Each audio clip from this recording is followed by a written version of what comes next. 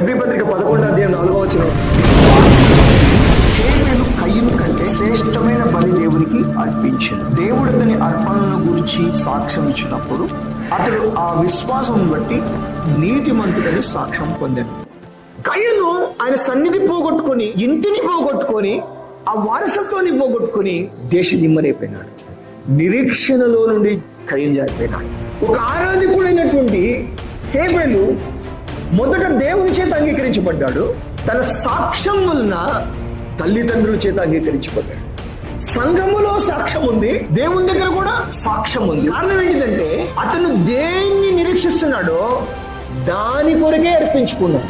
నిజంగా నీవు దేవునికి అర్పించుకున్నావంటే సంఘం నీకు సాక్ష్యం ఇచ్చేదిగా ఉంటది. ఒక సాక్ష్యం విశ్వాస సమూహంలో నుండి పరిచర్య అనేటువంటి గొప్ప అధికతలోకి తీసుకొస్తుంది. రాజకత్వంలోనికి ఆహ్వానం, తెరవబడిన తలుపులు ఏంటిదంటే సాక్ష్యం.